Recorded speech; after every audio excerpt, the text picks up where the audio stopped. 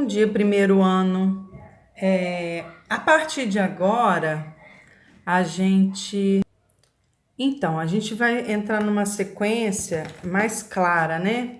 O que que acontece? Eu já mandei a atividade desse capítulo 5, movimento circular, e nessa atividade, no plataforma, já vai estar linkada a explicação, ok? E vocês vão tentar fazer o de aplicação e de verificação.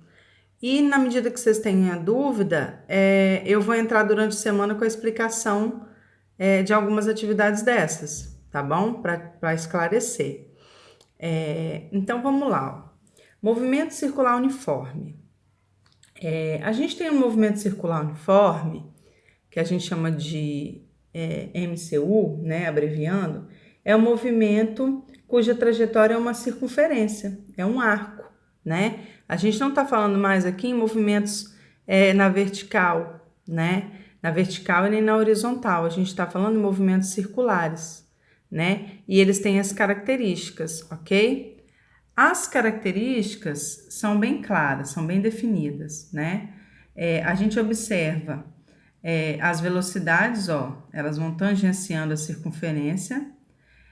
Imagine você pegando uma corda e amarrar uma borracha ou uma pedra na ponta e rodar, ok? Você observa que a pedra, ela ganha um movimento circular e a velocidade, aonde qualquer ponto ao longo da circunferência, essa velocidade é sempre a mesma, ok? E é em vetor, né? Porque aqui a gente está no sentido anti-horário. E se eu fizer para cá, vai dar um sentido horário. E isso, né, são situações vetoriais. Se aqui tiver, por exemplo, a pedra tiver com a velocidade de 30 metros por segundo, no V2 vai estar 30 metros por segundo, no V3, então ela se mantém constante, tá? Aí a gente entra também com um elemento chamado aceleração tangencial, tá? Só que a aceleração tangencial nesse aqui, ela é nula, tá? Mas já existe a outra aceleração, que é centrípeta. Qual é a aceleração centrípeta? É a aceleração que entra na circunferência, digamos assim, ok? Deixa eu organizar aqui melhor para ficar mais claro. Então, essa aceleração centrípeta é o que faz a tendência para o corpo ir para frente, ok? O corpo ir para frente, para dentro da curva. E toda curva, né, toda circunferência tem o seu próprio raio. Então, o cálculo da aceleração centrípeta, a gente vai calcular sempre como? Pegando a velocidade ao quadrado e dividindo pelo seu raio, ok? Então, toda vez que eu pego a velocidade ao quadrado e divido pelo raio, eu estou achando a aceleração centrípeta. Lembrando que essa aceleração tangencial é zero, tá? E daí a gente vai falar uma parte importante que seria período e frequência, tá? O movimento circular é um movimento periódico, tá?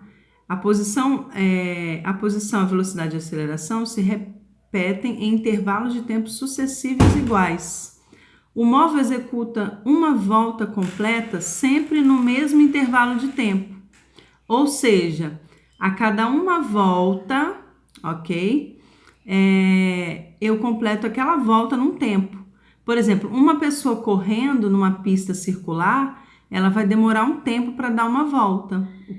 O que a gente chama isso de período, tá? É o período que a pessoa completou a volta, tá?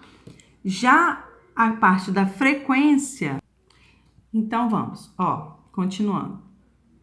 Então, toda vez que o móvel executa uma volta completa e gasta um tempo para isso, a gente fala que foi o período. Já o número de voltas realizada num tempo, a gente fala que é frequência. Se eu der, por exemplo, 5 voltas em 1 minuto, isso é frequência. Se eu der 7 voltas em 30 segundos, isso é frequência, ok? O período está ligado a uma volta, tá? Aí a gente tem as relações importantes, que é a relação entre período e frequência, tá? Essa relação, ela se dá por conta de uma regrinha de 3, por exemplo. Uma volta está ligada ao t de o T que a gente representa período e o F de frequência, ok? Então, uma volta T, que é período, e a frequência 1, que seria que num tempo de 1 segundo eu quero saber quantas voltas são. Aí a gente cria com isso uma fórmula, ok? Então, quando eu quero saber o F, passa o T dividindo. Aí vai ficar 1 sobre T, ou seja, 1 sobre o período, eu calculo frequência. E se eu quiser saber período, é só passar o F dividindo. Então, vai ficar 1 sobre F seria querer saber período, tá? Então, aqui não traz, mas deixa eu organizar aqui, ó. Se eu quero frequência, é 1 sobre T, que é o inverso do período. E se eu quero período, é o inverso da frequência, ok? Período, galera, que já diz bem claro que a unidade é sempre assim, ou é segundo, é minuto, é hora, é tempo, tá?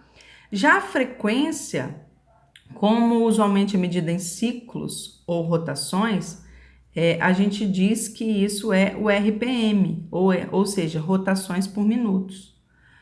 Ou também o Hertz, tá? Vocês vão ver muito essas unidades.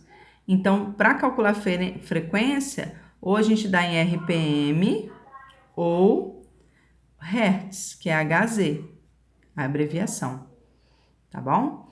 E aí, vocês tentam fazer esses exercícios de aplicação, que eles são muito em cima dessa teoria e dessa aqui da fórmula de aceleração. E a gente vai estar corrigindo daqui para frente sequenciado, ok? Para não fugir assim. Explicou, tentaram fazer, corrigir, para ficar mais claro aí para frente, tá bom? E eu vou estar escolhendo daqui para frente quais são os assuntos mais relevantes para estar estudando pela questão do nosso tempo que ficou diferente, né? Nosso período agora de estudo, né? Ficou um pouco diferente agora, tá bom? Bons estudos, primeiro ano, fé em Deus que isso tudo vai passar. Bora estudar agora com vocês.